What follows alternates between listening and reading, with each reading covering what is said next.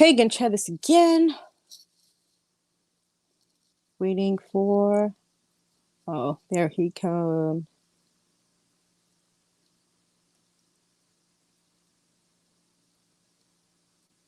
Okay. What the hell?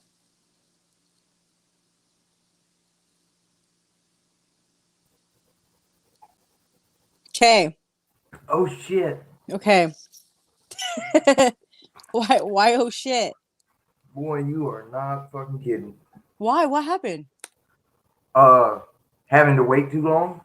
I waited Oh, forever. I was like, I'm so excited. I haven't done lives in I want oh. to say 2 years because ever since they Okay, changed wait, up the wait, way. wait. Hold on.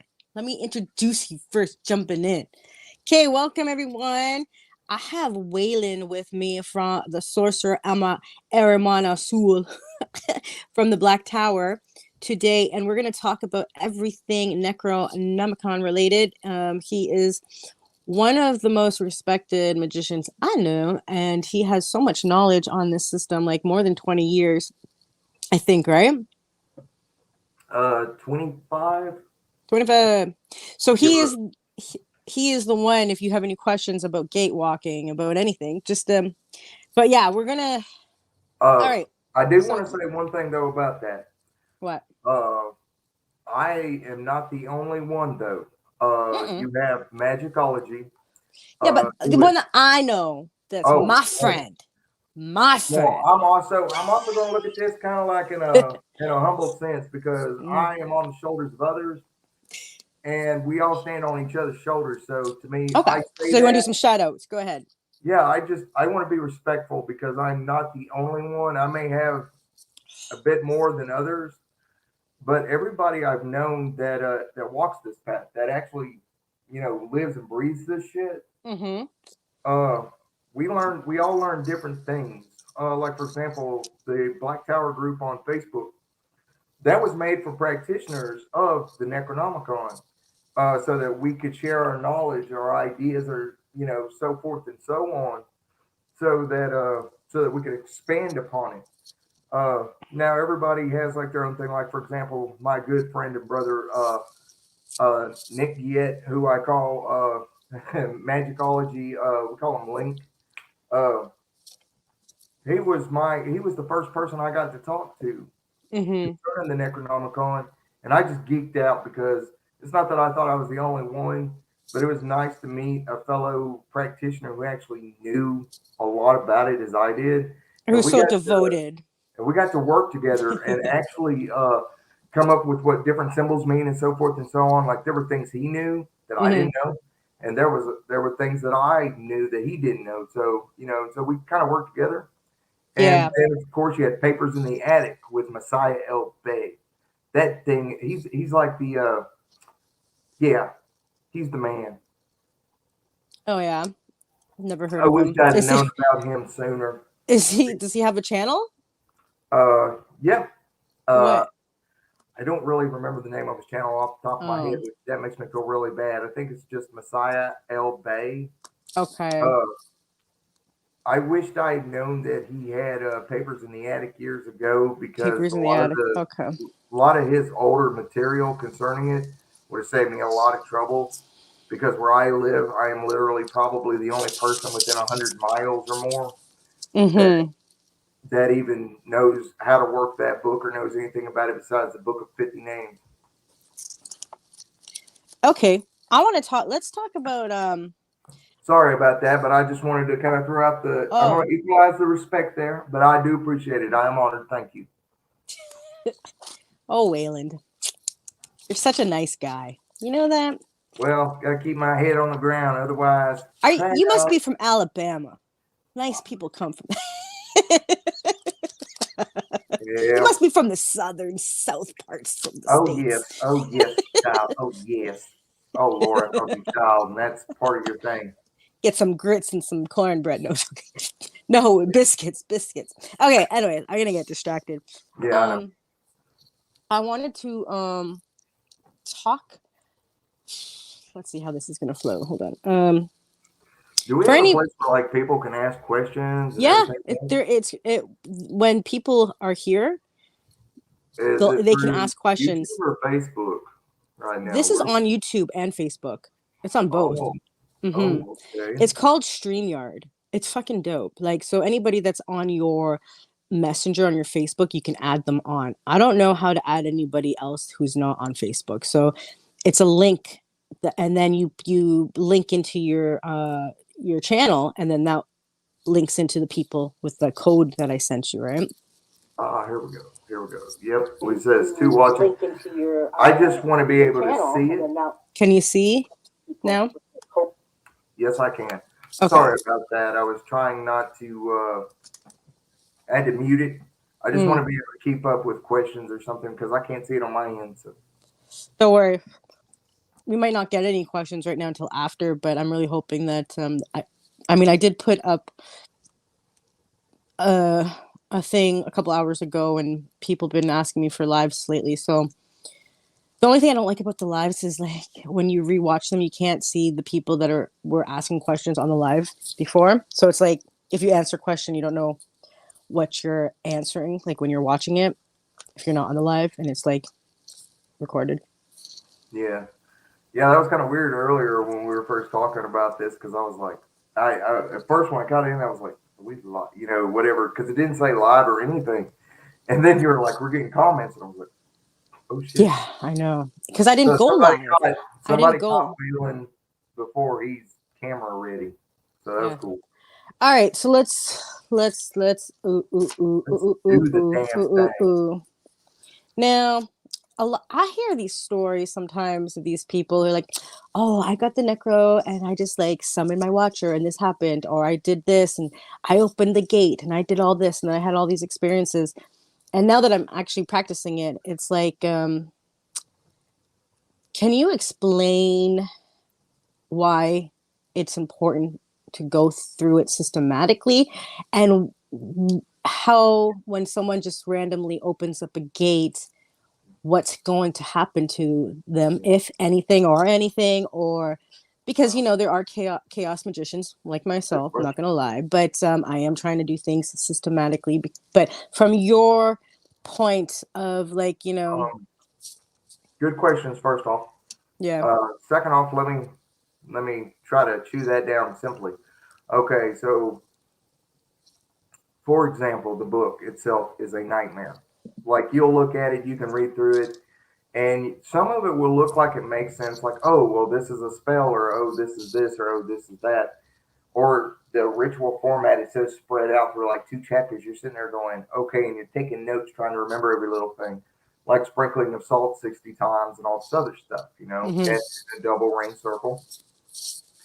Well, what I did years ago was I broke it down into probably about, I want to say about 8 years ago. I working through the Golden Dawn High Magic system Israel Regardi put out.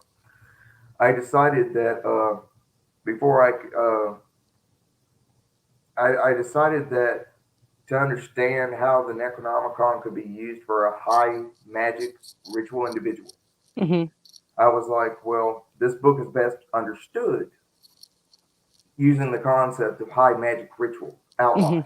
Mm-hmm. Mm-hmm. And now you got to know a little bit of low magic, high magic, Kabbalah, shit tons of languages. I mean, a shit ton of languages. And I'm not talking about speaking language, I'm talking about their written language, Mm-hmm. like Phoenician, a lot of different types.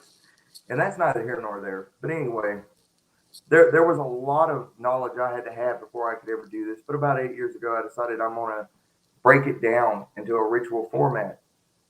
And so the first thing you do is you look at it and you say, okay, well, there's the elemental breakdown.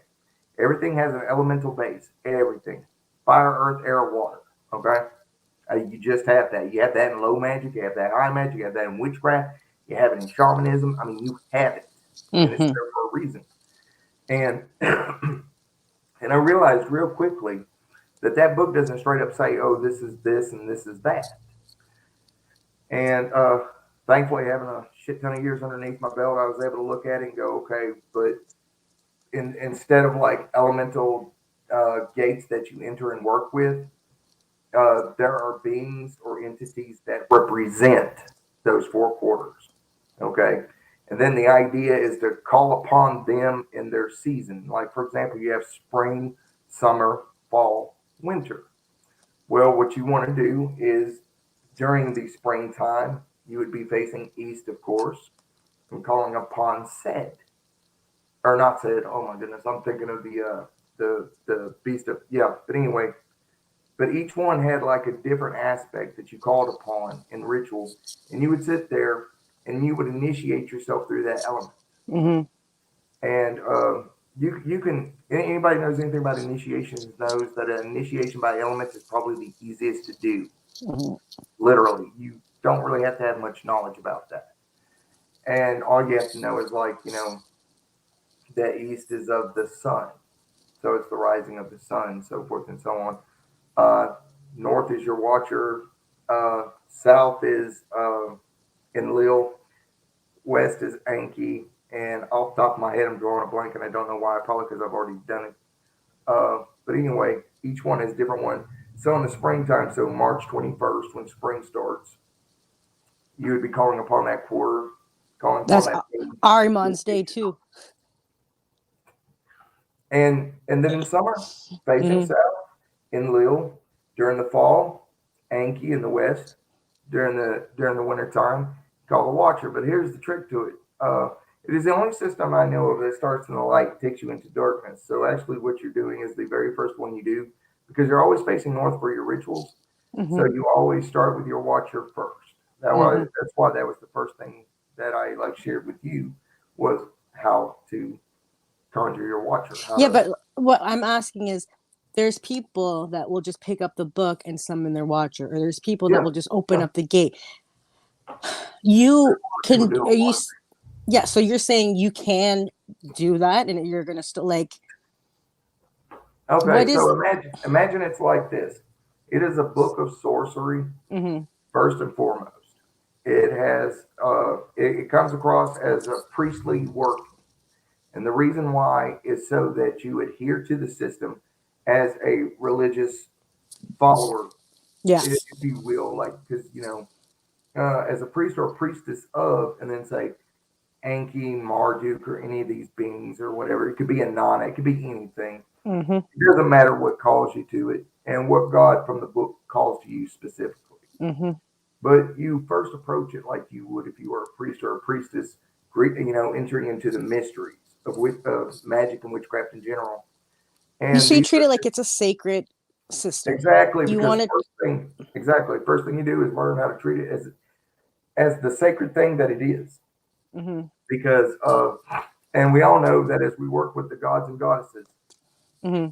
that they change us, they Mm-hmm. transform us, they transmute us. Mm-hmm.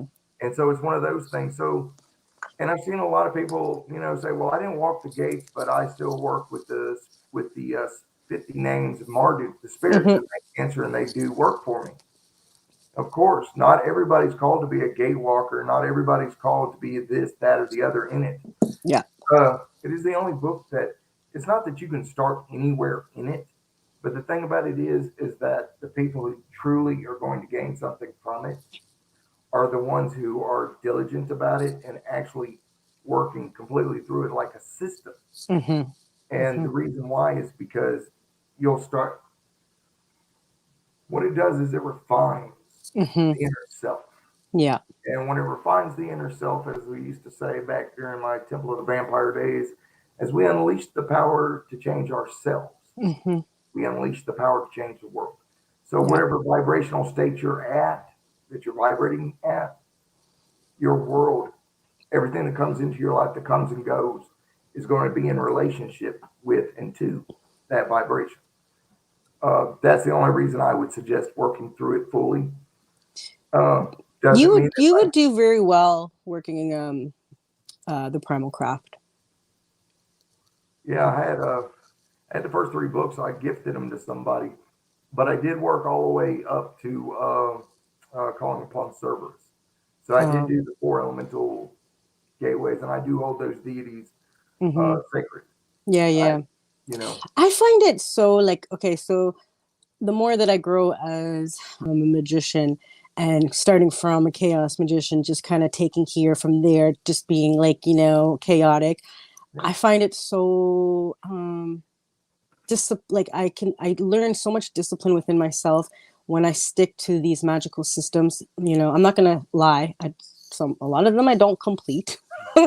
Sometimes, but I can always go back. That's what I like about these systems, is like I can always stop somewhere and I can go back. Like, I know some people say you can't do that, but for me, I've never had a problem doing that. But I really enjoy working through spiritual systems, because just like you said, it refines you, it reshapes your soul, it gives you new perspectives. The more perspectives you have on yourself and on this world, and the more like, I love having my astral experiences. I love that. And I didn't really understand, like, I had the necro for a long time, it was beside my satanic Bible.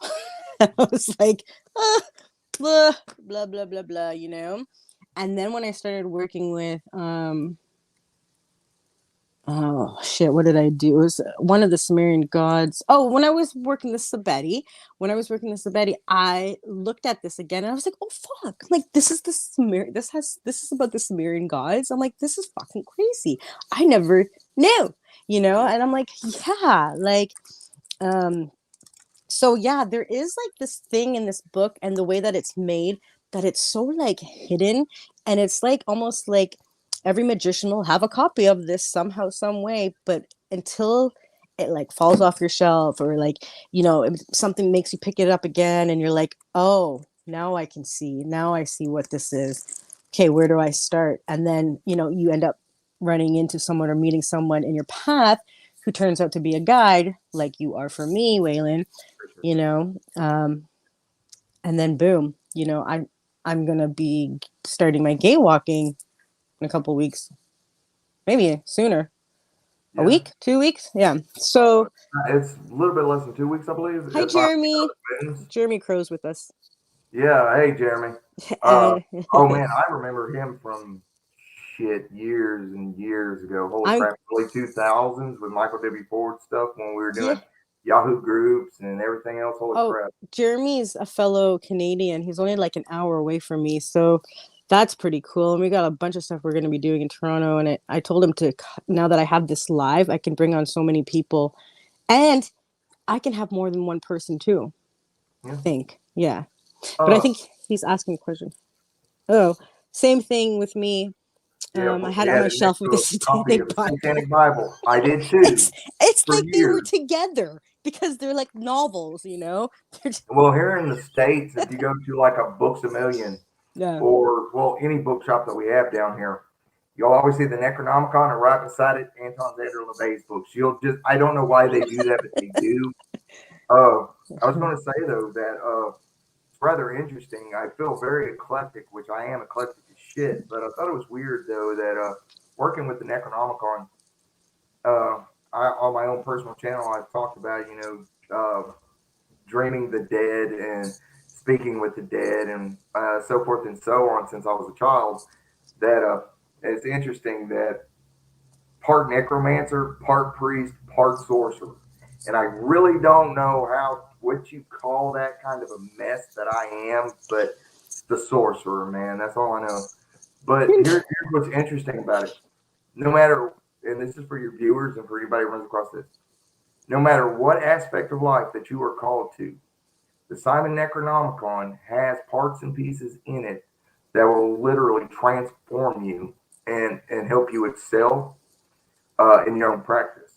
Mhm. Um, I would suggest for material to better understand Sumerian mythos and extra knowledge and information that you need to know, I highly suggest Michael W. Ford's books. I cannot state that enough, and the reason why is because this man was a literal genius as far as like the research, and understanding the traditions and the ways and stuff. And you can combine them. You can combine that knowledge with the Simon Necronomicon, and it will blow your mind. Mhm. Uh, just how far you can expand your own personal practice. You know, But the thing is that no matter who you are, no matter where you're coming from, but always remember this: no matter who you are out there, at least summon and call forth your watcher. I was Connect just with I was the just gonna say watcher. So let's that is talk your about the guide. Watcher. That is Hmm. your guide. He's not just your. He's not your genie in a lamp that goes and does what you want him to do. Let's The let's let's get let's the just watcher becomes a friend. okay, let's explain it. Let's explain it to people who don't understand. Maybe they're like, "Oh, the Watchers, because there is a lot of the same terminology, like the fallen angels, the Watchers, this and that." Um, Explain to my viewers what the Watcher for the Necronomicon is like. Yeah, what you're about to Uh, say. Yeah, explain it so it's. well, from my personal experience, and uh, I there's a lot of people that argue with me, and I'm not here to debate that with them or anybody else because Mm-hmm, all I know is what I've discovered for myself. mm-hmm, So anything that comes out of my mouth are things that I've discovered, and they also help others and so forth and so on. But anyway, my concept about the Watcher is that uh, they are bound underneath. So in the north, when you summon forth your Watcher, they come from the empty space. mm-hmm. First of all, okay, that's where they come from, the empty space. All right. Now, Before you just let me just clarify something. You're for anybody that's just beginning the Necronomicon, you basically call forth a guide of the Watcher, they call it, and this entity comes from a certain place and merges with you, matches your frequency. You feed it, you grow with it, it becomes you. But it's the energy and spirit that's going to protect you while you're gate walking. That's what the Watcher is, and he's just going to explain more depth of it, yeah, where it comes from. Yeah. the Watcher comes from the empty space, and right across from the north, which the gateway in the heavens is is south and north for the gates of the soul for the transmigration of souls. Mm-hmm. Any rate, so in from what I've discovered, the Watcher itself is a jinn. It's an efreet, so it's of the airs. Now, the thing about that is the fact that they are their own thing on that side of the veil. But that Mm-hmm. whole concept of them coming over here, they're not tulpas, they're not thought forms, they're nothing like that. They are what they are. Mm-hmm. But imagine if you had a twin in another space, Mm-hmm. but this was of a jinn nature, very much like the Karim Mm-hmm. in Middle Eastern belief systems. Much like the Karim, they they are like a part of you. Mm-hmm. Okay? And what you're doing by giving offering, you're giving them a solid form on this side because this is not their natural plane at all. And so by giving offerings once a week, you are strengthening that you're first off, it's like holding the door open wide so that it doesn't swing shut. So Mm-hmm. hold it open, allows them to cross over. It strengthens and gives them a solid form. Yeah. Eventually, over time, they will become strong enough to be seen. So let me cut in here. Let me tell you guys my experience a little bit with when I was calling the Watcher, and see if anybody else had this experience. So I did everything that I was supposed to do. I got the bowl. I did the whole thing. I summoned my Watcher, and just like a lot of people say, you wait for it or him or he. You don't really know what it is to arrive. I'm one of those people that'll just be like, I'll wait for it to communicate with me in my dreams because that's how I really know it. And when I was falling asleep, I saw an image come out of the fire of this hooded entity holding. He didn't hold a sword yet. Hold on. Did he? I can't remember what he looked, but I drew him. I drew him out. I told Waylon, I'm like, I think that was my Watcher just sending something. And it looked just like mine. That was so freaky. The way it Yeah, appeared, yeah. the way you described that, I was like, But wow. it was at first I thought it was Gishbar because I was really putting a lot of energy into Gishbar because I really wanted to understand what Gishbar as fire god, and I wanted to see other aspects of Gishbar, where what he's about and stuff like that. And I got a sigil for Gishbar, and anyways, so I started feeding my Watcher daily, every night. I was giving him the smoke. I got, that resin that I mailed you. Yeah, I was giving him that Persian because it was connected to the Persian, so he was loving that. Then, this time he came in a different form, more like he was being really pulled closer into this realm. But I saw him in his realm. I showed a picture to Waylon the best way that I can see this thing, almost made out of air, ghostly. And oh no, the first time he had a slingshot. Remember, I was telling you he had a slingshot, and I was like, it was made out of marble or wood. And I'm like, I don't know what that was. And then Waylon explained to me, no, well, that's an ancient weapon and a very powerful, It's one of the most deadly deadliest. It's like weapon. a ranged weapon. First off. Mm-hmm.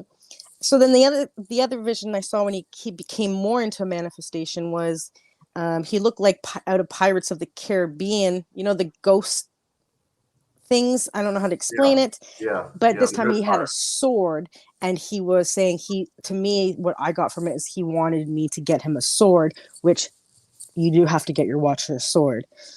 So fuck, that for me was confirmation that my watcher is here with me. That's all I wanted to say. They'll Oh. draw. They'll. The sword thing is that is very strange that they come with their own abilities. Mm-hmm. You're not grounding or binding them to a blade. Mm-hmm. Instead, what you're doing is you're kind of connecting the blade to their spirits so that it becomes an activated spiritual weapon. You Mm-hmm. can use it as a spiritual weapon without even calling upon the watcher after you've imbued them within it or you know attached them to it. I feel Uh, so bad. I can't find a sword. I've been looking on Amazon. I'm like, I can't. I'm getting. I'm like, can I get maybe a little necklace sword? But I'm like, no, I want to get him like a real fucking I sword. actually had a Like, friend years ago had a sword pendant that's what he used, and he would visualize it on the astral plane and seeing full size when he was doing ritual, and it worked. So yeah, you can do anything. but I personally I went and got a really nice double-edged blade years and years ago, and it had a wooden handle so that Hmm. I could draw on it, wood burn, carve, paint it. So I mean, that's just one thing. Timothy Foster says one thing I've been told is that the true Necronomicon is a dream book, so each version of the text is a piece of the puzzle. Um, Also, he says, can you see the comments too? Or is it just me? Yeah, Oh, yeah. okay. Same goes for art inspired by this current. All part of the lore we are shown from these eldritch forces. I agree with the dream concept because I'm gonna be honest with you. As you get further into the book, what'll start happening is you won't just be doing things physically. You'll be traveling spaces while sleeping. Into the dream realms. What I call But we dream do speaking. anyways. It's just more Yeah, work for us. All we're doing is making ourselves work more. That's what I think. yeah. But the thing is that knowledge comes from those because I don't know how to explain it, but also why I keep insisting on the watcher. Mm-hmm. My watcher has told me things from word go, uh, of how to do things, so forth and so on. Uh, I felt years and years ago that I was called to be a priest of it, and I took that very seriously. I took that as a weight, as a responsibility, uh, and I've never, I don't let those forces down when it comes to that sort of thing, whether it's workings that I'm doing for myself, uh, Mm-hmm.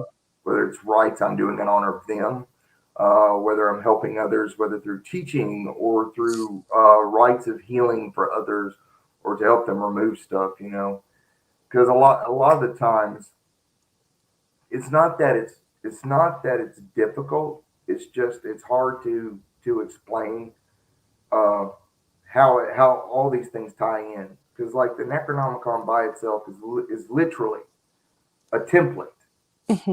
that you can apply any other practice that you have into. Mm-hmm. I'm not saying take the deities in that book and then try to attribute them to another deity. That's not what I'm saying. I'm saying you can add to. Mm-hmm. You know what I'm saying? So that you can bring in other practices into it. Because And this book is very planetary, like, and I wanted to ask you something. Ooh, ooh, ooh, ooh. yeah, it's like a tumbler. I've explained it before. It's like the whole system is like a tumbler lock.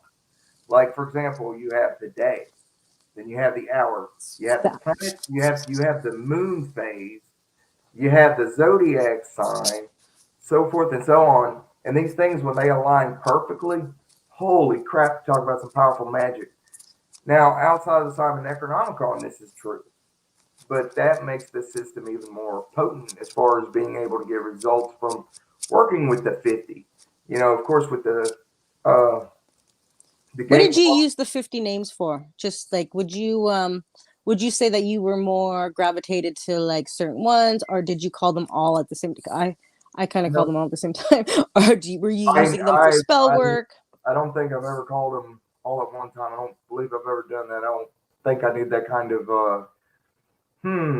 differences all around me because they're all different. They're like mentalities. They're different Mm-hmm. mentalities, Different uh, personalities. different natures. That's the word. Mm-hmm. They have different natures.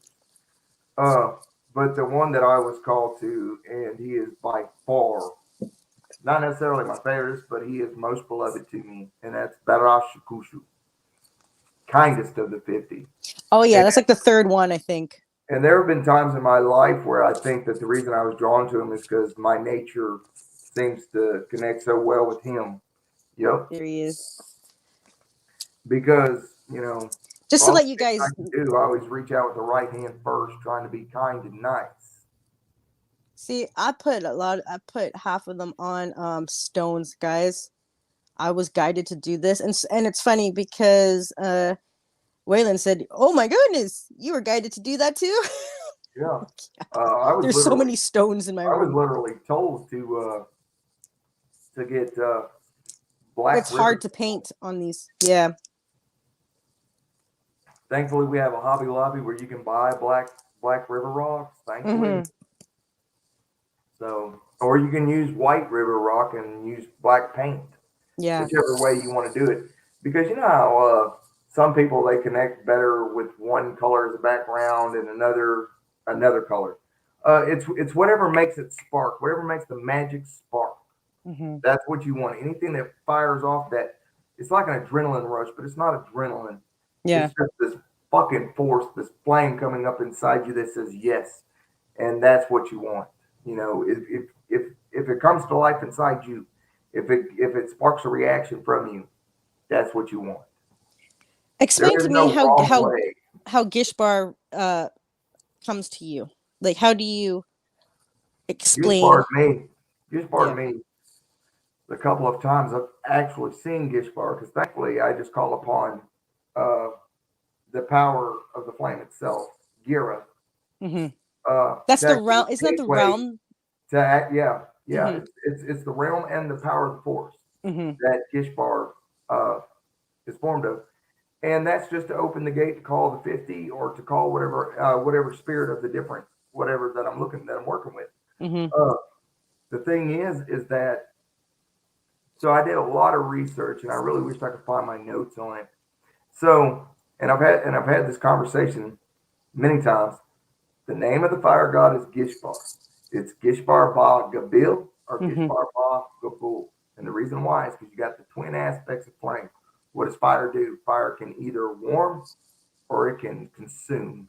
Destroy or And create. Yeah. Gabil is the scorching, Mm-hmm. and Gabul is the one that brightens and shines. Oh, okay. See, I didn't know It's that. the softer side, yeah.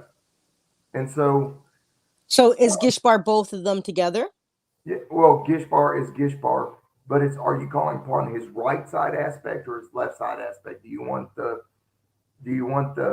active or the passive? Do you Well, want when the you're doing the invocation, you're calling both of them. You're calling Gishbar, Gish, Gabal, and yeah? yeah. Well, see, the So how reason did he why come the to you? book How did he gives manifest? I just want to know how. oh good lord, I'm glad you put me back on track with what I was originally thinking. Uh, I'll be honest with you. You look like a fire, and I use this word lightly because I don't think people in modern times know what a demon is.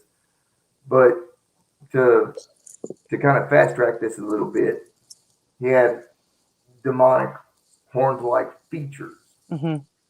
but was made completely of Fire. yellow, orange, and red flame. Mm-hmm. Okay, and had a gold crown upon his head. of 8 spokes. Now that's what I've seen, Mm-hmm. but that's what I've seen. Not, you know, that's how he's appeared to me. Now it's very interesting that these powers they feel you. The one thing that I can't stress enough when it comes to the Necronomicon is though I consider myself a priest of them, I consider myself a priest to these gods, to these beings first and Mm-hmm. foremost. Outside of that, when it comes to what I desire, what I will, what I want, I consider myself a sorcerer because if it doesn't work for you, there's really no need to have it in your life. That's Mm-hmm. equal to influences, to objects, to anything. If it doesn't suit a purpose, there's no need for it. Mm-hmm. Um, but at any rate, so I approach them as their priest. But when it comes time to do the ritual, when it comes time to do the working, I'm not thinking they're standing around me doing this. I am channeling their energy and their consciousness through this vessel, and I am making my will accomplished. Mm-hmm. And that's what you're supposed to do because these beings, unlike a few other spirits that I'm aware of, they won't use you in the sense of, oh, this is an easy feed, an easy target. They don't do this, Mm-hmm. but they're very selective and very careful what knowledge they share. If Yeah. that makes any sense, Yeah. because it's the only system I know of where the spirits themselves protect that knowledge. So you can't come at them like a fake ass hoe wanting a $20 bill. You know, you got to come at them for real, Yeah. and then they'll share their knowledge with you. They'll share their wisdom, and then they'll help you grow. Uh, like I say, 23 years ago, uh, did this thing called the Rite of Ascension, and it's bring us into ascension. Remember, remember, Mm-hmm. remember. Bring us into ascension.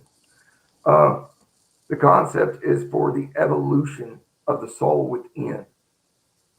For my own particular, this is my path. The path I walk is of apotheosis of becoming. Mm-hmm. Uh, that doesn't mean I'm trying to become a god or I'm trying to become a demon lord or I'm trying to do this or I'm trying to do that. No, I want to cast off the human. I want to look past the illusion of God and goddess, and I want to see other that which is formless, unnamed, because it is what it is without definition. Mm-hmm. And this is probably one of the most powerful systems I know to obtain that. Because you take the Egyptian Book of the Dead, or the Tibetan Book of the Dead. Tibetan Ah, Book of the Dead comes closer to hold teaching on. you the secrets of how to empty yourself. The Book of the Dead teaches you how to rise in an afterlife to I stand just with got God this. as a God. Yeah, see, I just got this yesterday. these are all three of these books seem to align with one another Yeah. because I discovered when I think I was 22 years old when it dawned on me, holy crap, this is a formula Yeah. for how to become a god, how to awaken the god, how to feed the god, and how to become that when you leave this vessel. So Yeah. that when you die, your life is a living sacrifice. The blood, the blood fuels it. Yeah. It drives it. When the soul leaves the body, when the consciousness leaves the body, and you've done these workings, this whole time you've been working up on building this other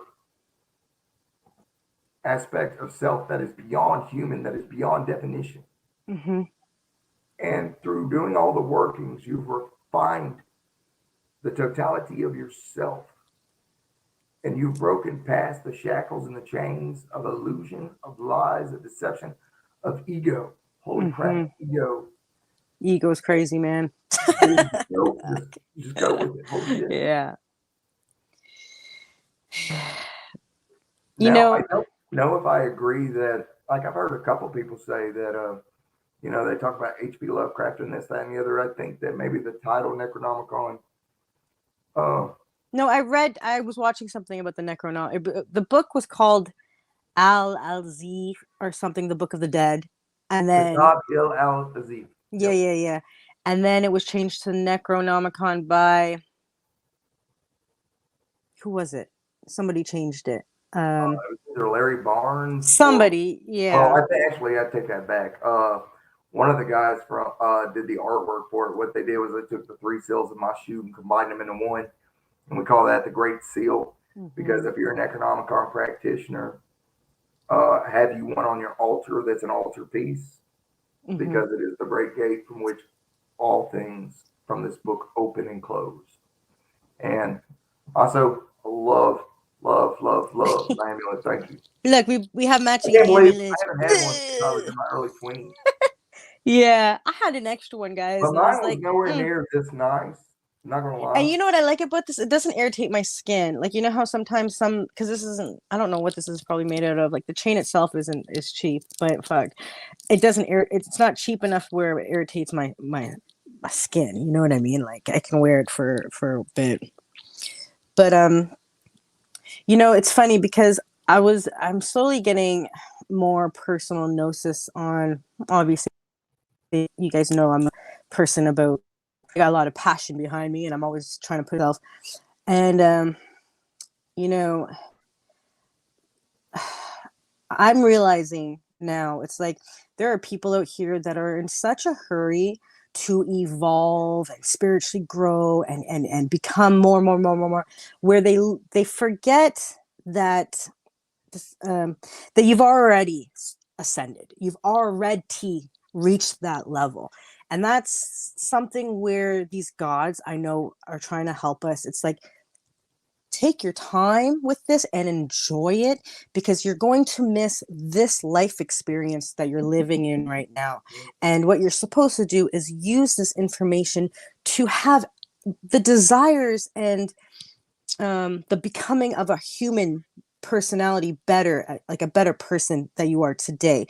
But if you're always in that zone of trying so hard to get all of this ancient information, you're going to lose touch of reality. And that's why some people go cuckoo. You know what I mean? They go because it's too much information. Hey, It's this too is why I much. love you to death. You think on that level, in that depth of thought of consciousness Mm-hmm. that is required to actually obtain something from this system. Mm-hmm. If you don't have that kind of concept, it's not that you have to, but if someone that thinks like you think, that's how the keys are obtained. That's how these secrets are obtained. Because you've got to look past the rigmarole of everything, like I say ego. And by ego, I'm not talking about this guy sitting here and what I think about myself or what I don't think about myself. That's not what I'm talking about. Ego also encompasses what you think is right and what you think is wrong, what you think is truth and what you think is a lie, what you think man made and blah, blah, blah. I throw this concept out there that everything is a lie. Mm-hmm. What we are doing is discovering the truth that lies behind these lies. Because these concepts they were gave to us by other people. The shit we come up with was also from a person. The Yeah. lens of our minds is what is giving these definitions, and we have to redefine them. Mm-hmm. Uh, so to have that kind of thoughtfulness that you have with that, I would highly suggest that everybody try to get past your own biasness, your own ego. Try to get past that. You know what I'm saying? That's not easy to say because in this day and Well, age, because even ego if you sneaks up. broke the Ego bond of sneaks your up. religious programming and raising, you're still there's some kind of like little thing. There's something else you could change or get rid of. Yeah. But working with these spirits is a good way to start. Yeah. Well, it's so easy to become obsessed with knowledge and finding out such deep going.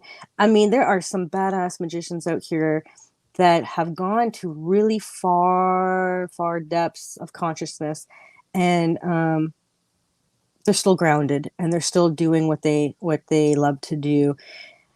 I think it all depends on, and you got to remember, not everybody's going to tell you everything that they know, okay? Because the true occult knowledge stays within that individual.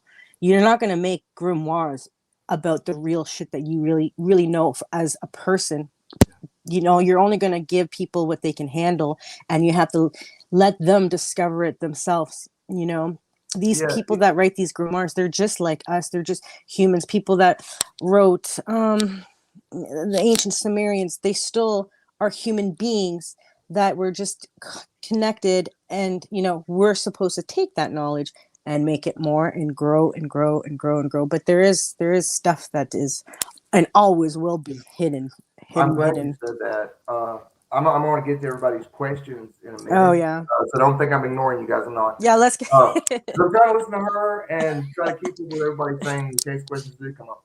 Uh, but I will say this: up until not too long ago, it dawned on me all of a sudden that okay, so I've got this system and it guides perfectly on how to go through this.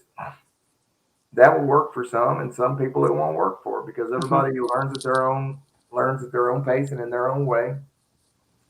For people who like order, so that they can understand the chaos and be able to craft it, then the way that I do it is perfect for that. But for people who live in utter chaos, who just like that raw, that just energetic, go mhm, with what the spirits tell you. Like I was saying earlier, there's no wrong way. But it took me. It wasn't too long ago that I actually learned to quit giving a shit about how people approach it. Watch what they were doing, see how they were doing it, and be like, hmm, that's one way of doing it. Because what blew my mind was hearing about VK Jehannam walking all seven gates in one night. I was like, what? Like, it's not the right time. The best, but I was that's like, right on, man. You the shit, bro. You the shit. I I don't was like, know VK personally, but that sounds like something that he would probably do. oh, this was probably about 2 years ago, but that blew my Okay. mind. Uh, but anyway, let's get to some of these Yeah, comments. get to some questions. Okay, so I can't get this thing to scroll up. What the hell? Uh, Timothy says, I really love seeing personal versions of the Necronomicon that people create while working with these currents. It's interesting how similar some of the things we encounter are. Holy cow, no kidding. Like, for example, so I've always worked the Necronomicon. It's always been my go-to. It's always been my outline, my basic system I use. Hmm. But when some of the things like Azazel, Samael, Abaddon, Belial, Cain, Lucifer, which Lucifer's always been there. Lucifer's been there since I was a kid, but uh, and a few others. Oh, Lilith. Things of these beings like this. It amazed me that they weren't any of the spirits within the system, but holy crap, did they have some knowledge and insight that they could share, and even an energetic influence that would help the person. Hmm. And according to my daemon and my watcher, I have my own system that I work. And it's very powerful and it's very next level, but it's for me. I say next level because it took me out of 20 years of practice into another type of practice, which is furthering me going the next step with the soulless shadow that I refer to as the Pravashi. Thank you, Michael W. Ford, for the word of something I never had a word for. But anyway, it's kind of like that. Do you have you noticed that, or have you had any other spirits come in while you're doing this? Like you said, the Sabiti, and then you found this. So Okay, so Belial is one of these spirits that, like, no matter what system I'm working on, he always wants me to remember that he's still with me, and I still have to like give him shout outs. It's almost like, you know, he is my one of my patrons, and as much as Lucifer was my first real patron, like he's kind of stepped away because I'm working with different forces. But Belial, for some reason, has always just stayed with me no matter what. Uh, I wouldn't say, I don't know, but I do know that. Are you okay? Are you trying to say that when you're working systems, other systems inter like come in no, together, like like you? for example, so the reason I refer to you as the next female Antichrist is because you've got that whole sinisterous yet humane nature to you, that you can connect with people and yet at the same time remain true to that darkness that envelops you, that that you become one with. Okay. Yeah. So it wasn't just something neat or cute to call you. It was, I can see these traits, you know, Yeah. and that's I and that's awesome. yeah, no, do have a crazy darkness within me that I had to learn to control because it literally was eating me from the inside out to death. And I Yeah, didn't because if you don't feed them, they're gonna eat you. yeah. And because I knew so much, I had so much spiritual knowledge when I was a child. And like most of us on this path, we are very spiritually in tuned and we're brought into Christian households that fucks us up. You know what I mean? And then you're like, well, then I'm this and I'm that. And then you start to fall into that self-destructive path. Well, for me, anyways, you Yeah, know, and I you're all became I did. everything I didn't want to, you know, but yeah. So, I mean, But I'm saying in practices, I was simply put, you you are a lot like me. If a spirit comes to you, you're gonna listen to it, you're gonna work with it. Okay? yeah, What I'm saying is, have you had not any all the kind of time. issue, Sometimes I'm or like, they ugh. just all seem to be working together in tandem for I the don't. betterment of you? Yeah, there are many spirits that I've called that don't want to work with me. That's fine. They don't vibe. And I have learned that there is a small selective group that always stays with me and that I'm close with. Um, but yeah, like I love Lilith very, very much. But when I do workings with her, I have to be prepared because like everybody thinks Lilith, yes, her mother aspect is loving and kind, but for when you work with her with as a woman, she's gonna fuck you up. She's gonna Yeah, fuck you up. You got to be prepared. She's a fucking fierce warrior yeah, bitch. She's a bitch. She's a yeah, bitch, okay? And she's gonna whip you into what she expects, yeah. what she, like she's a very fierce entity. I find it so funny when people, like, for me and some other people I've been talking to, it's like, call on Lilith for love. Every time I called on Lilith for a lover, she gave me a lover, but that lover wasn't what I wanted. Well, when I was younger, Mm-mm. when I was in my early 20s, I noticed that my first dedication was to this system and to these beings. And so if I wanted something, all I had to do was ask. Mm-hmm. They bring it into my life. I had no, oh, I want this, I want that. No, just, I really need companionship. I really need this. I really, I want this. I hate being by myself. I think one of the shadows of myself that I've got to work through is being by myself because I suck at that.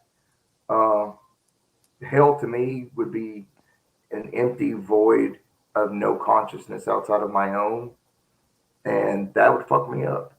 Uh, and everybody has their own, but Mm-hmm. these beings would bring people into my life that would give me one hell of an emotional roller coaster from hell and fuck my head up. I couldn't figure out what was going on until I realized something. They were preparing me for when I did find the one that I eventually did marry. Mm-hmm. Uh, to be able to withstand the storms of that, because long-term relationships aren't like part-time. Hi. You said the one that you married. Yeah. How you doing? But yeah, that one. She's crazier than I am. Maybe she's my She's sanity. a sweetheart. Your wife's a No, sweetheart. actually, when I met her, my heads were in the cloud. I was pretty much 24/7 magic all the time. Didn't matter what. Like, I didn't have a funny bone in my body. But she helped ground me and just kind of solidify, help me heal emotionally, mentally. Mm-hmm. Because, like I said, these powers brought in some really, really strange people into my life. Mm-hmm. But anyway, getting past all that though, but it did cement though my future, if that makes any sense. Mm-hmm. And yeah, Yeah. Yeah. Yeah. Yeah. uh, And I wasn't trying to be rude to her. I didn't know if she knew we were live or not. No idea what she's doing. She, she's It's my okay. wife. I don't know what she's doing. She don't know what I'm doing. But I wanted to get to some of these questions Yeah, because we get had to the good questions, questions. please. Does the Necronomicon have a connection to the Archons? Sure, I heard they had watchers. Now, here's something funny. I may not understand what these different terms are. I've read them, I've heard of them, but actually, no. I'm thinking an Archon has got to be like a Titan. And if that's the case, then we're talking about the predecessors of the ancient ones, which is Tiamat, Apsu, Kingu, and all them. Okay. So their parents would have been what are known as Archons. Yeah, Uh, because an archon is usually depicted as a control, like a spirit of Jehovah or something. You know what I mean? Like an archon, a controlling, deceptive yeah, but I'm saying spirit. if we're trying to relegate it, uh, Hmm. Necronomicon, uh, probably the ones that I would think of are things like Isaac Thoth, to name one that is actually named in the Necronomicon, Eoxacog, Hmm. certain other ones like that. Uh, but I'm guessing that that's about as close as you're going to get to those types, um, from what I understand. Now, I had an interesting vision about a year ago. I was working with Abaddon, and Abaddon did not appear. Hmm. Bill Abaddon, I knew who it was because it came with the name. But what I saw was this mountain that was gray as shit and this huge ass fucking pit. And the tendrils of smoke, just blackened smoke, like flames coming out of it, and things trying to crawl out of it but could not escape it. But above it was the grinning angel, Pazuzu, and I was like, oh shit, holy fuck. And I didn't really know how to kind of piece that together into like a what, type thing until it dawned on me that the name of the pit that the ancient pit of Holocaust, the pit within the Simon Necronomicon is known as Agura. And Agura is ruled over by Okay. Pazuzu because anything that comes and goes, that goes bump and fucks motherfuckers up, that's Pazuzu.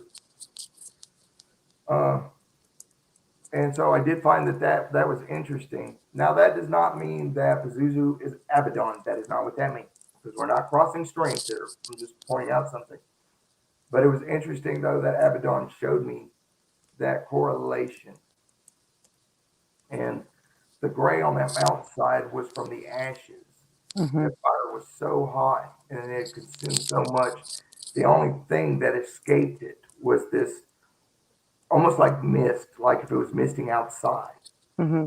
And it colored the mountain. And I was talking to a friend of mine. I was like, and I was telling him about this vision, and I was like, dude, do you have a clue how many bodies you would have to burn, and for how long, how many years, decades, thousands of years you would have to burn to turn a mountain that color? So you're dealing with an ancient place. You know what I'm saying?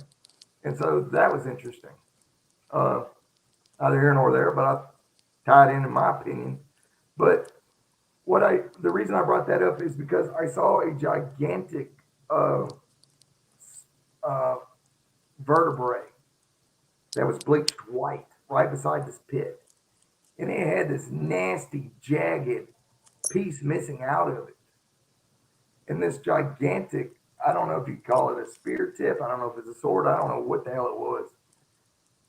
It pierced it, gone into the ground, and from the gnosis that I was giving, that it was an ancient scion that had been slain and defeated before memory, and that its Hmm. blood of this being, is what the pit was. That was the scion's blood was this pit. That's what it was crafted of. Wow. I've never told that to anybody, but that's some really weird gnosis. But There is a lot of weird shit out there. That's why when I was saying like when you start unlocking doors and digging into these holes, you're gonna see some shit that sometimes you're like, oh, what the fuck is that? Yeah. You know? And for if you're not mentally stable, it's gonna fuck with you. You know what I mean? It's going to fuck with your mind. I have what I call divine madness. Madness is divine. Oh no, no, no! I really do. I consider it divine madness with the psychic skills and abilities I have, Hmm. and being able to communicate and see spirits, blah blah blah, yakety schmackety. Uh, Look, I don't take it lightly, but I'm not throwing it out. It's not ego driven, but I am proud, but it's not an ego. It's really not an ego thing because if you've ever tried to go to sleep at 2 o'clock in the morning and you got three or four things trying to show you symbols and talking to you and saying, "Hey, write this down, write this down." I'm like, motherfuckers, I'm going to sleep. You'll have to catch me when I wake up. That is like every day of my Waylon, life. I have that shit too. And so And because I of get, that, I call it a divine madness. you know what? I get so much crazy knowledge just when you're in the zone. You know what I mean? When you're just there and I'm like, oh, I'm gonna remember this. Don't worry. I'll wake up and I'm gonna write all this down. And I'm like, oh shit. Yeah. I like this. Which I'm not skipping a question by Slim, but I am scrolling down. It says, Igor Adami says, brightest lights cast the darkest shadows. And that's interesting. And I like that because that I thought about that about 2 weeks ago, is that the brighter the light within inside yourself, the further and the darkest the shadows are. It's true. Because there is nothing inside us that is not being that or there's nothing outside of us that has not been crafted from that light within us, and that includes the shadow. Um, Yeah. and with that, I'm going to go to the question that Slim Lewis asked. Question for Waylon: what do you think is the nature of the human spirit or soul? What are we inside of these physical bodies of ours? If you have any thoughts, I want to hear your thoughts because that's a Where is long this answer. question? Where is this?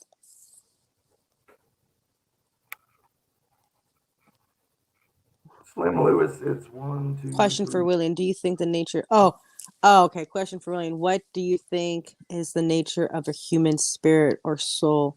Have you guys seen the movie Soul, the cartoon Soul? It's on Netflix. Oh no, it's on Disney Plus.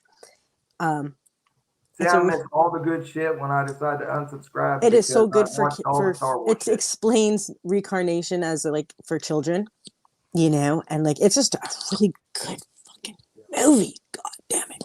Anyways, what do I think the humans?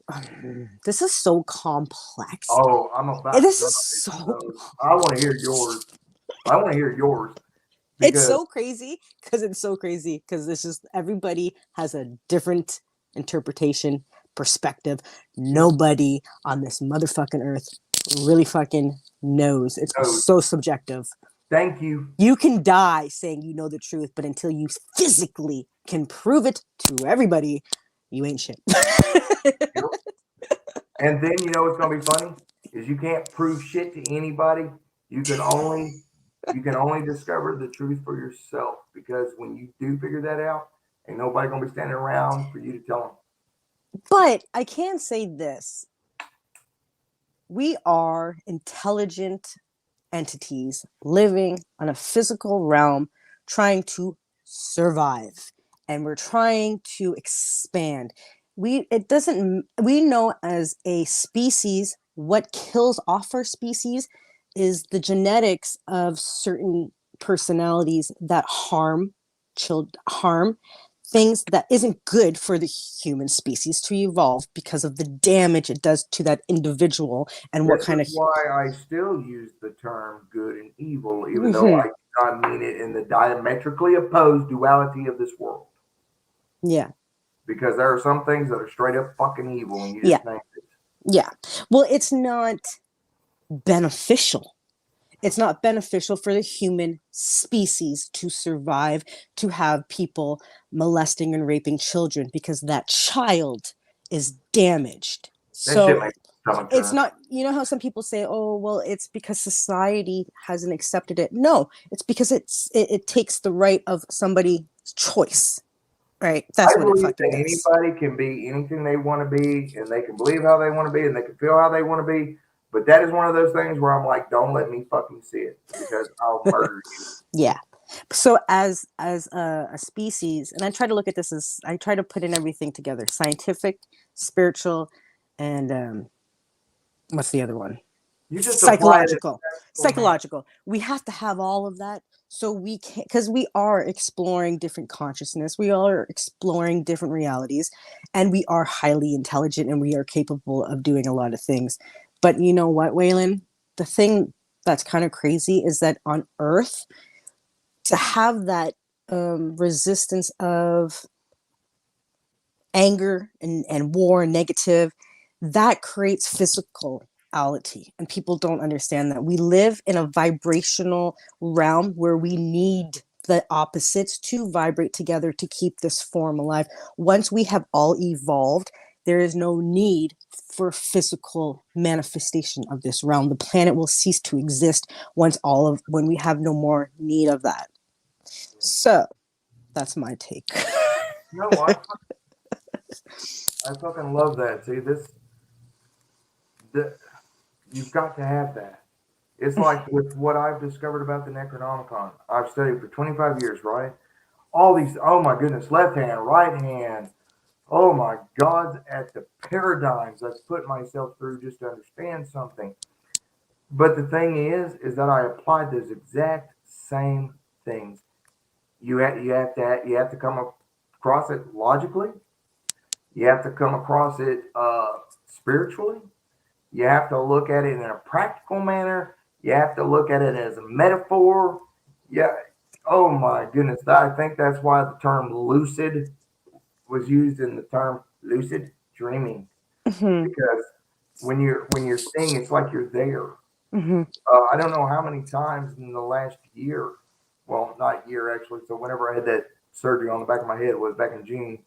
Ever since then, every time I go to bed at night, as soon as I close my eyes, I don't know what's going on, but I see myself, and I'm not asleep, and I'm not in that weird in between. Just as soon as I close my eyes, I'm trying to wind down.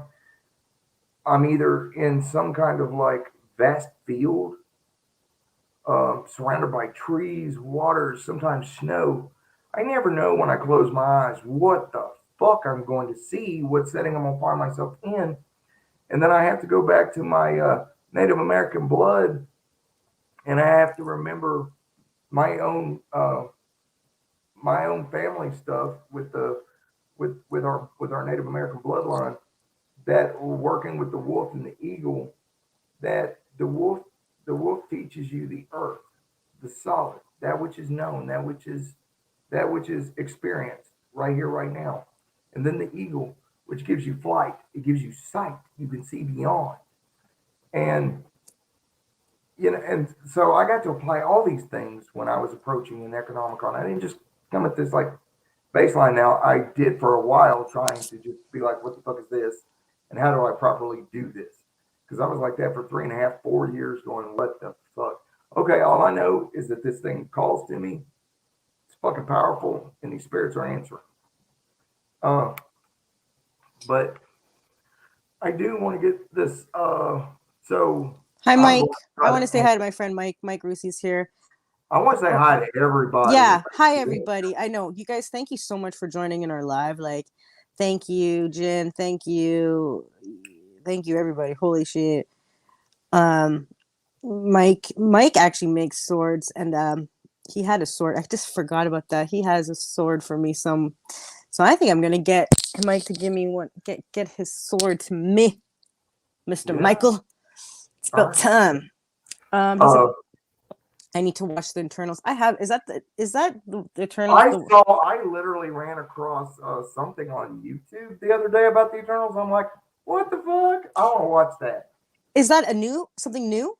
I have no idea. It has Or is something it to about do the with is it these about the ancient gods? I know they had Oh, Kingu, oh, really? Athena. They had like different gods of different things. Tiamat, even as this golden dragon thing coming out of the earth, and one of the chicks could like turn it into took away its gold, turned it into something. I don't know. It's like I don't Is know this the something. movie with Marilyn Manson's in it? No. I think Marilyn. It's an actual series. It's a Yeah, series. Marilyn Manson plays like a god, one of the gods. I don't. No. You're Maybe they. thinking about American Gods, I believe. I believe he's in Mm, American Gods. He might be, hmm is what you're thinking of. I don't know. But No, I it's a love his Marvel man. movie on Disney. Okay, I'll check it out. But guys, Yeah, go check out Soul. It's an animation from Pix. yeah, Ow. Disney Plus.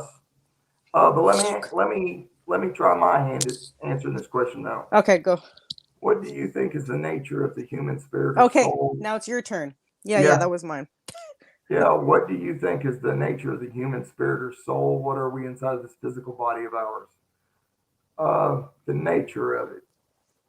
I think that coming from a scientific point of view, you could say that we're made of starlight, we're made of particles, dust, so forth and so on.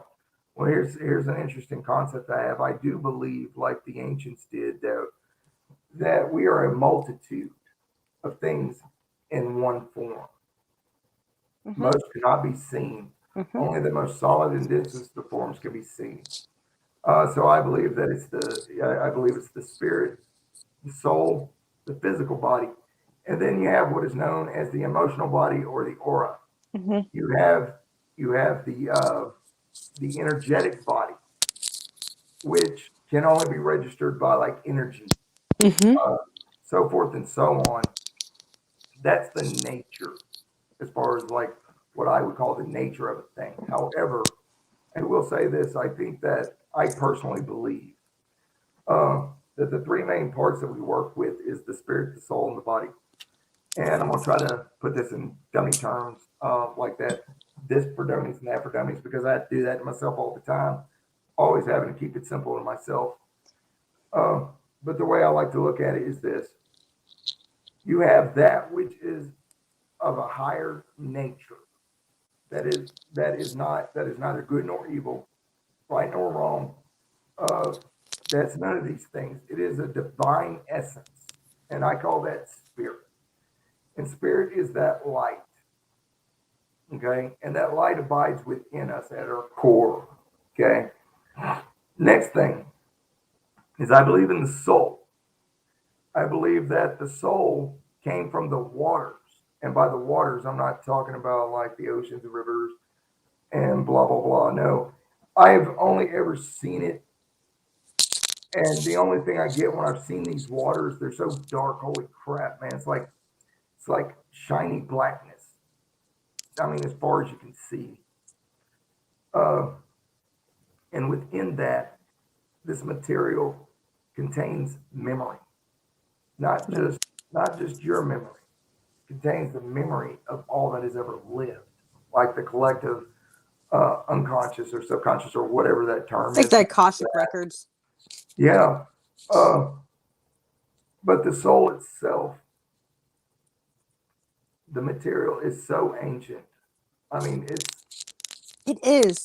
it's the only thing I know how to do is it's like if you could think void and void bleeding out, that would Mm-hmm, be the soul. mm-hmm, And because the soul is moldable, because it can be crafted and created, mm-hmm, it can retain memory, mm-hmm, it can retain power, mm-hmm. it can retain anything. It's like a liquid sponge, uh, for lack of better words. And then you have the physical body, and what happens is when you're aligning with the light or the higher self, and whatever aspect you do this in your own personal practice, that core illuminates all things. It enlivens it. It gives it life. It gives it that breath. You know, that which they equated to the elder gods, the breath that the elder gods gave us.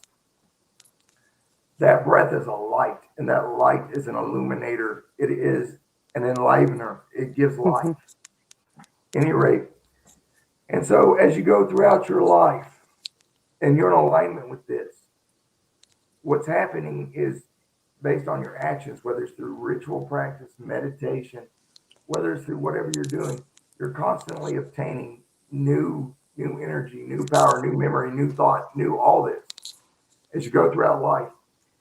And it empowers that moldable piece called the soul.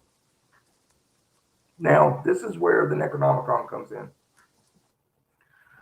The idea is to take the practices of this book and craft something that is beyond good and evil, something that is other, for lack of better words, something that is other, that is not ego based, that is just pure spirit and pure solid dense matter marrying, becoming one, and fueling and empowering it. Well, part of that process is that we sit there and through visualization, like you can formulate it into a dragon, you can formulate it into anything. But the longer that you hold an image, the more often you do this, like you say, I'm a dragon. Okay. And all your ritual practices are to mold that soul into this great big powerful dragon.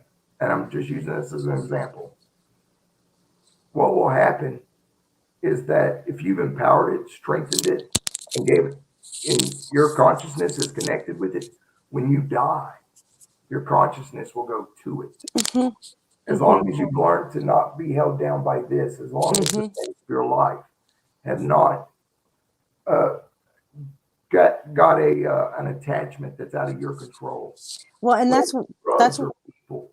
That's where like you have the influences of other entities that are trying to have you forget to build your dragon, because when you die, a lot of people will get, become a ghost or whatever, but a part of them will stay, depending on how much you've spiritually advanced in this life or whatever lives, how many other lives can just, I know for a fact that in my past life, one that before I was here, that I was able to advance pretty far, because when I came here, the spiritual gifts that I received, and the spirit's always trying to get me back and get me to remember who I am. And I had this drive my whole life to find out why. Like as a young, I want to know why. And we I had something to say, but the more that you forget, the more that you're down here, and it's so good. Everybody wants to live happy. Like the human nature is love.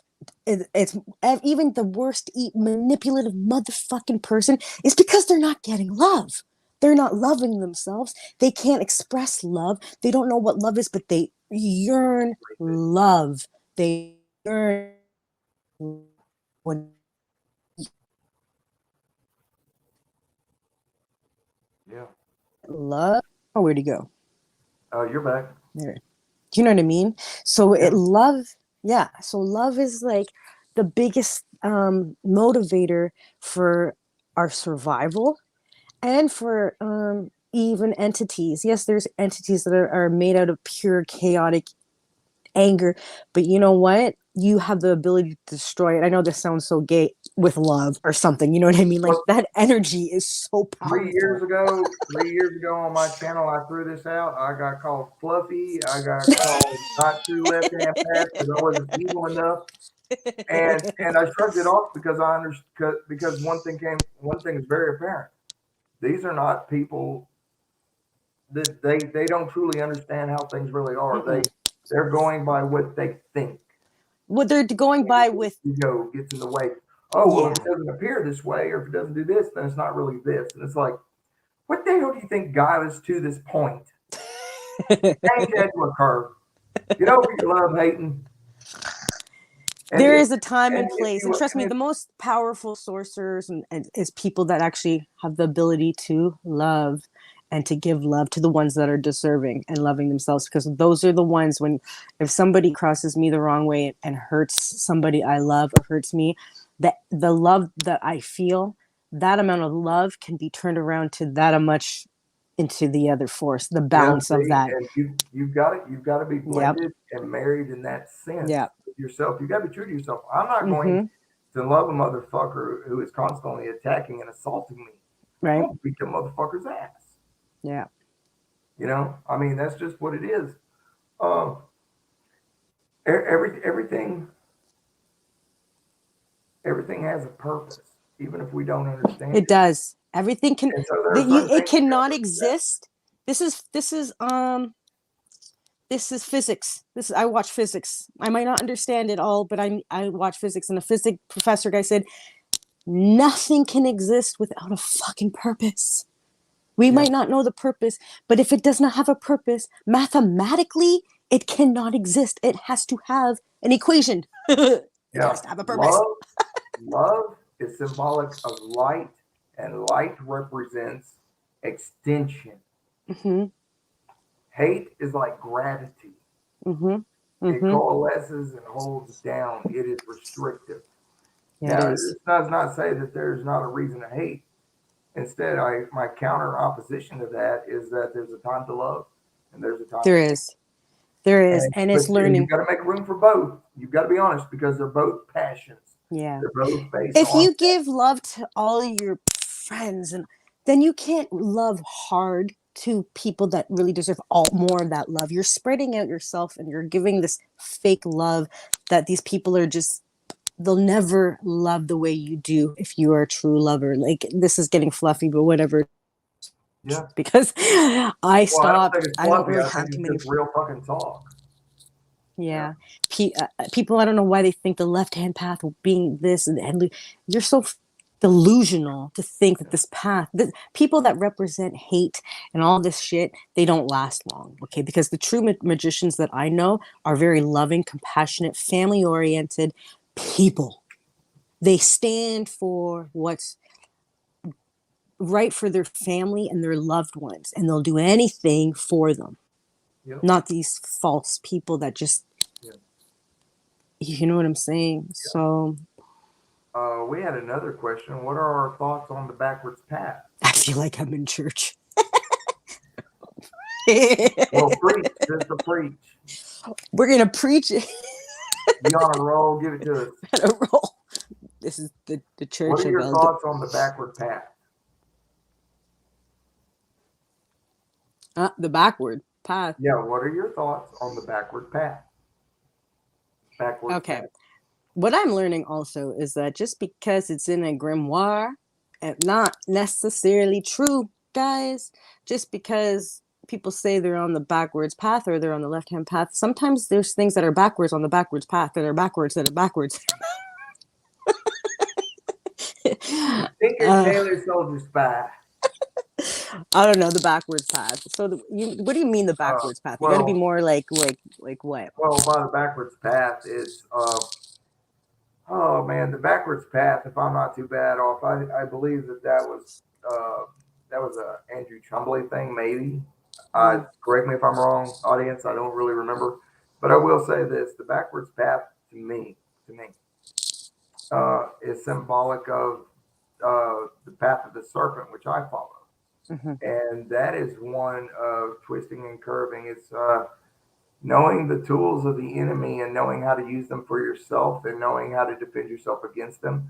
The backwards path is just another way of becoming aware of things that you're not aware of, things you don't know. Yeah.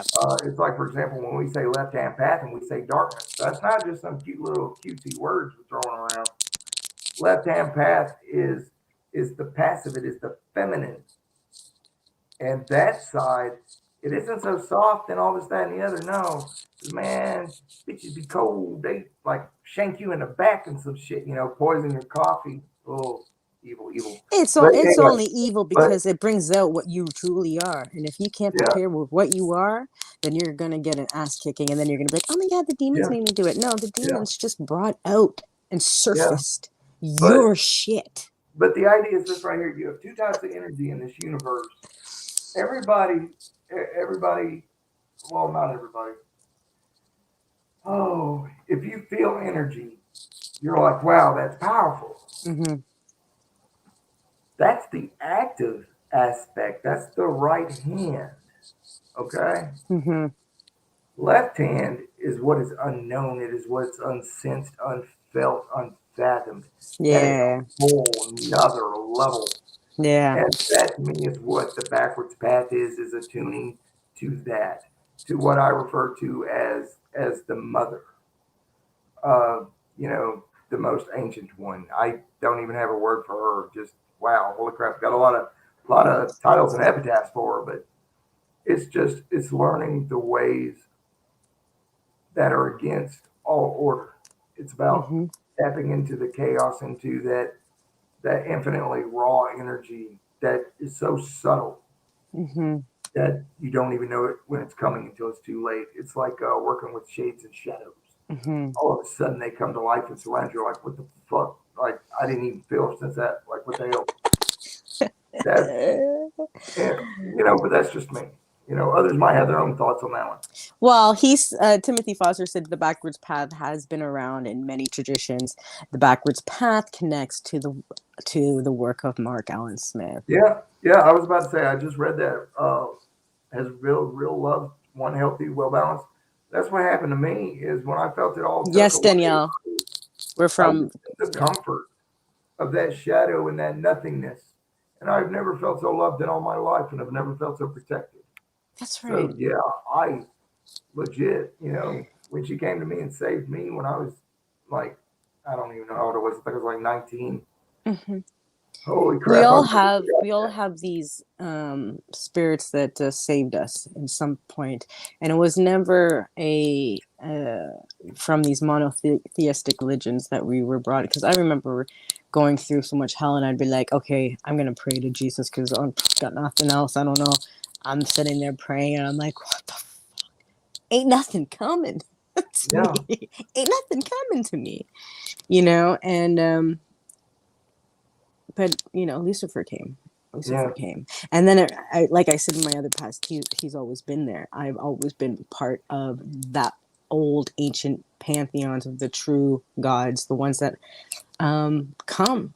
The ones that come, but you have to seek them. It's like you have to seek them first, but they're there, and it's like they leave you breadcrumbs, even though you come in with a forgetfulness.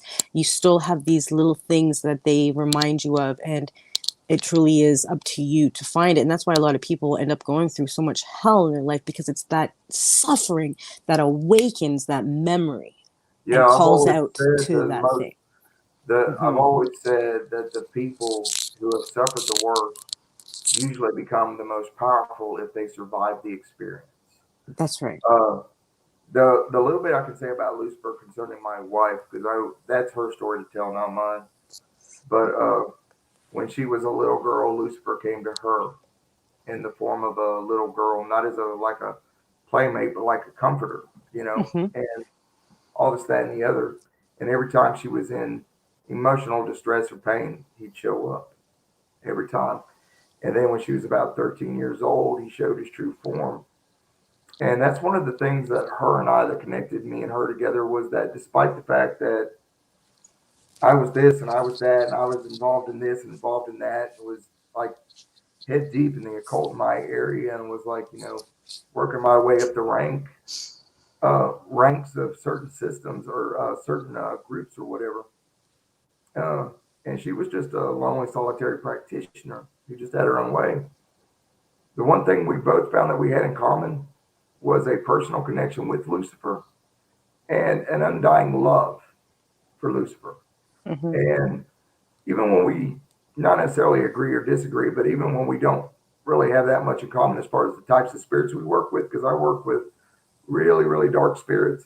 She works with a very select few, whereas I can't help who comes knocking at my door, you know. But Waylon, Waylon.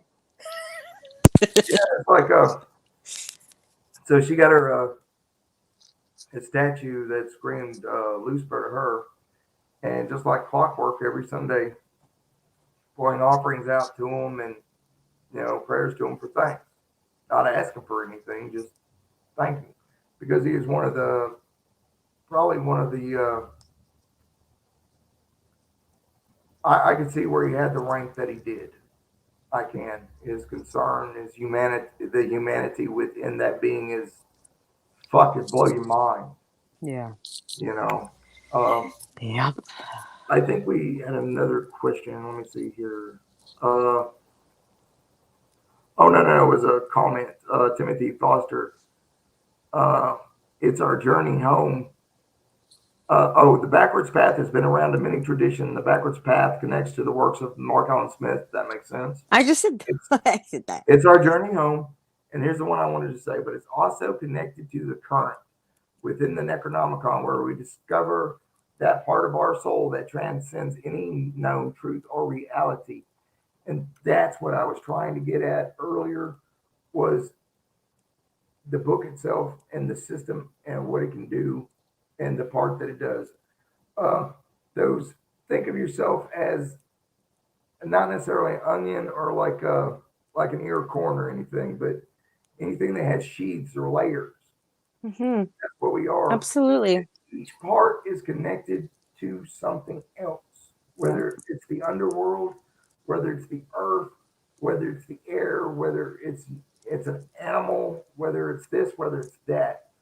All these different parts of ourselves, and as we continue the process and working through the Necronomicon, we become more refined, and in our refinement, we become beyond good and evil, and that's one of the heavier things I like about the book. That's yeah. Yeah, and like, I also believe that each lifetime you are here to learn and master something, and you do bring what you've mastered into your other life, even just because you're genetically not from, let's say, the same bloodline that you were previously. You can still, this is how complex this is, you can still tap into the person that like my DNA and all my ancestors, all the witches and sorcerers who are in there. I can tap into their Yeah. stuff and their achievements and their mastering, plus my own soul's achievements and shit.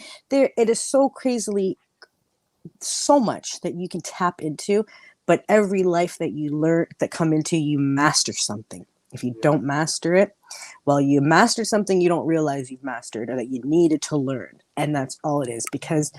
And I also believe that your soul isn't just obviously existing only in one form.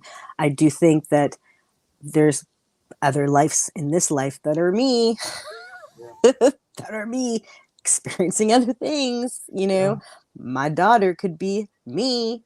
So we're so crazily connected, but but see, this other side, working, when you're working like with Arimon, and you're working those types of systems, those are systems where you are totally not wanting to be any part of existence.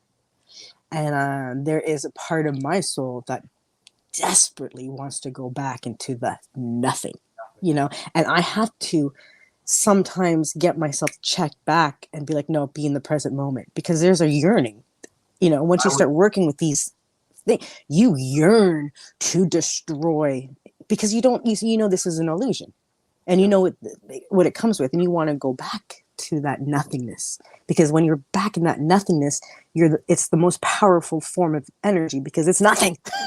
Yeah. The first 15 years of being what I call being awakened and walking this path, whatever, I was exactly like that, and uh, I would follow things to their conclusive end. But if it wasn't something that spawned or created more questions, it was limited. And so Mhm. I'd be like, okay, that don't do me any good. I need something that doesn't limit my thought. I That's need right. something that doesn't limit my spirit. I need something that doesn't limit my feelings, my emotions. But see, Because that's what your emotions are that's powerful. why I believe the chakra system is limiting your energetic body. It's and that's like, okay, so what I do is I understand the wheels of energy and stuff like that, but I do understand also it is a way of control and limiting. And when you do work the path of Ahriman, which I have and you understand to destroy that, the serpents, the kundalini, all that, coming, working, destroying that. When I work with energy, I only work with one ball of dark and red energy here, and I usually have a serpent that comes out of my third eye. I had an interesting experience about a year and a half ago. My daemon told me, well, fuck, what, 3 years ago, I started doing the work that my daemon had instructed for me, like legit workings that were Necronomicon, that were my own path working stuff. And I remember being told to remove my chakras, and I sat there and I was like, wait, what? Like, what are you talking about? And so he walks me through this process of removing the chakras, tells me why, how, and what happens after I've done so. The first part was now I jumped ahead a bit. There are things that have to happen before you ever go to remove your chakras, because you're removing them in the last year and a half, something like that. I think I've heard people talking about this, and I'm just sitting there like, okay, something has to take its place. You know what I'm saying? And the way my daemon instructed me in like this order of how it's done, and other practices that are just totally in mine in what I do, other things had to occur first. And the reason why is because when you go to remove the chakras, a new star is born in their place. Mm. And that is, something has to take its place. When you remove something, you have to fill it. And so I wouldn't like to tell people, oh, go out there and do this and do that. No.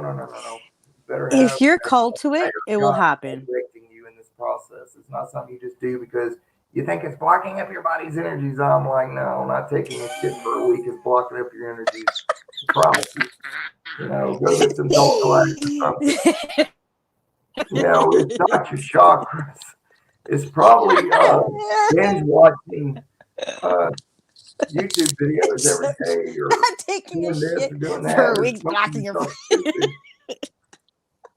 or drinking Oh yourself. my Like, god. I don't know, but I don't mean to be offensive. Okay, I do not mean Well, to be you know offensive. what? It's But what I'm just works for saying, you. Like it never we feel worked for ourselves. me. Whatever we put in here affects the totality of ourselves.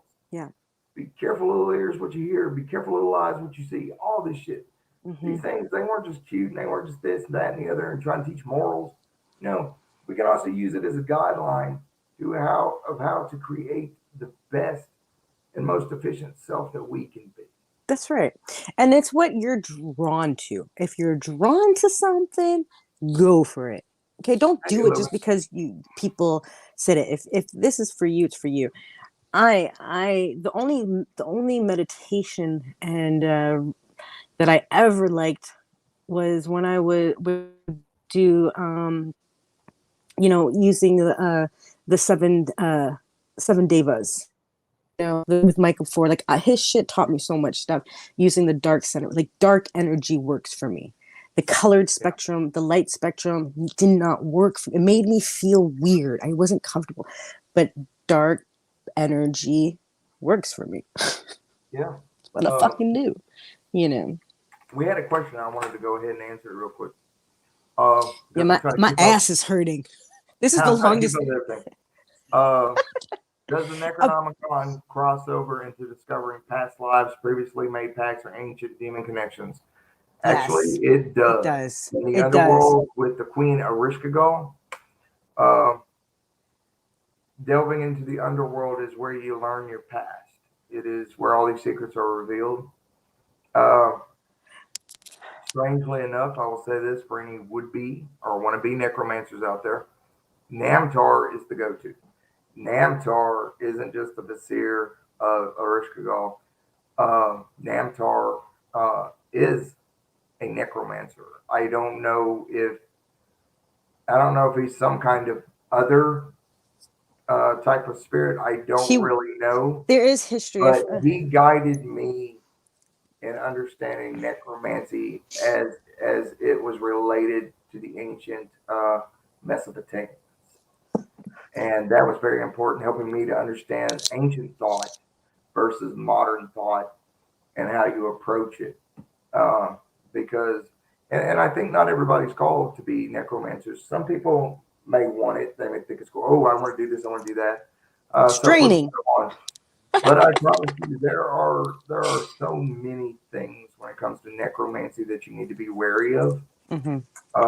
Taking the oath of the grave, as it was taught to me by Namtar, and certain other death spirits. Ishni-Garab out of the Necronomicon is a death god, and he's the one that does the cycles of things like the souls coming and going. That's Ishni-Garab's thing, so he knows that. Um, Also, just I just want to jump in.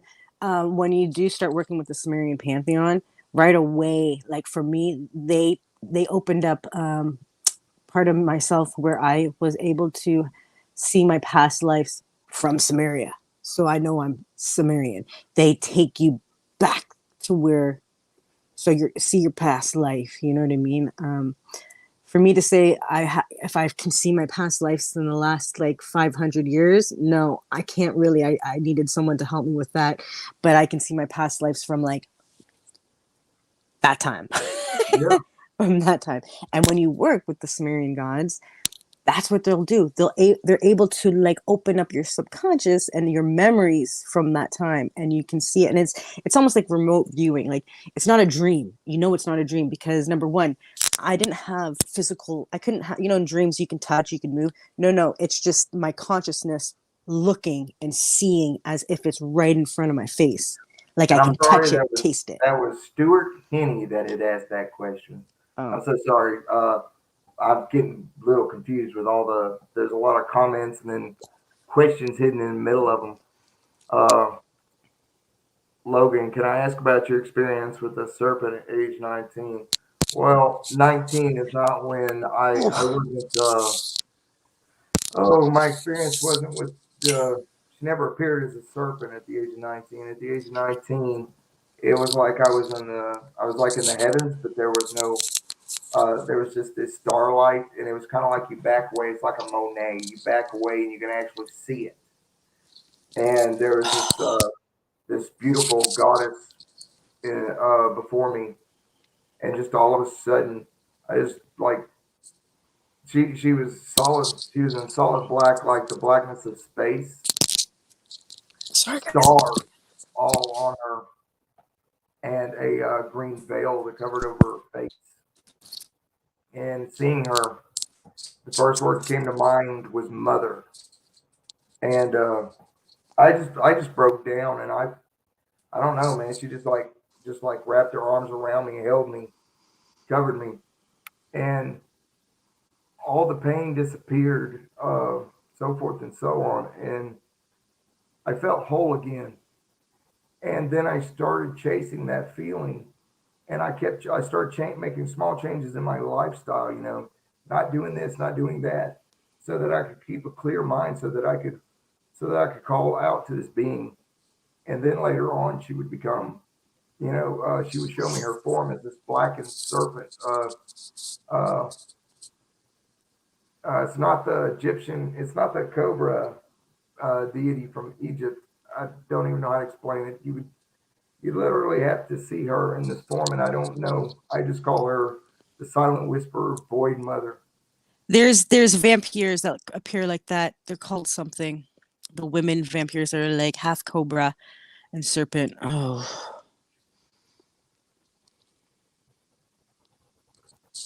What was the name of the entity beginning with N that introduced you to the ancient culture of the Necronomicon? Namtar? Nampar.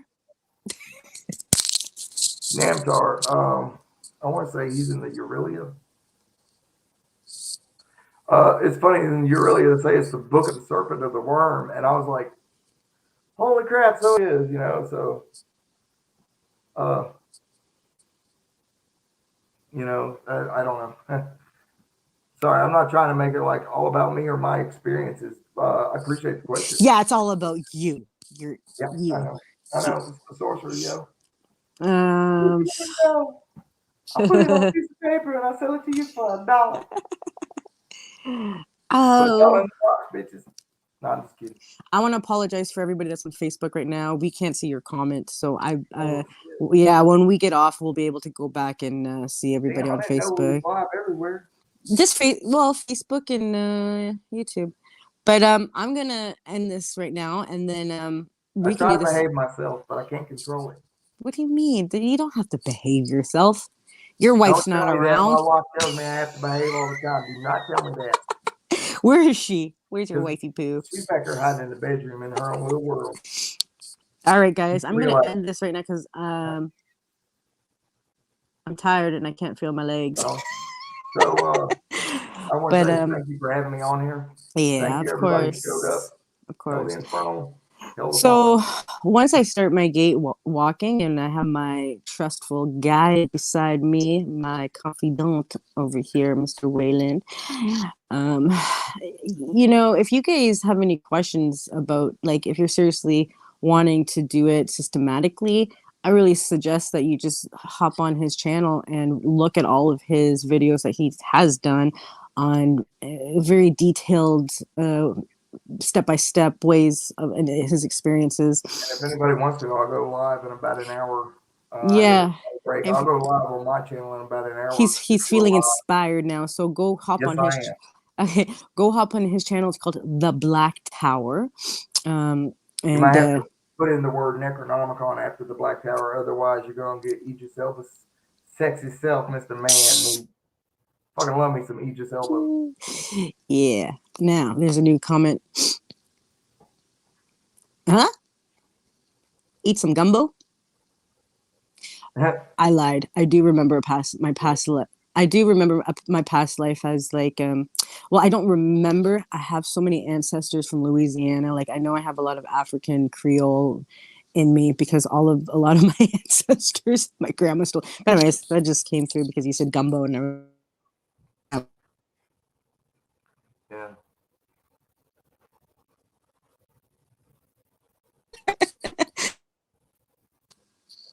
I'm just gonna end it.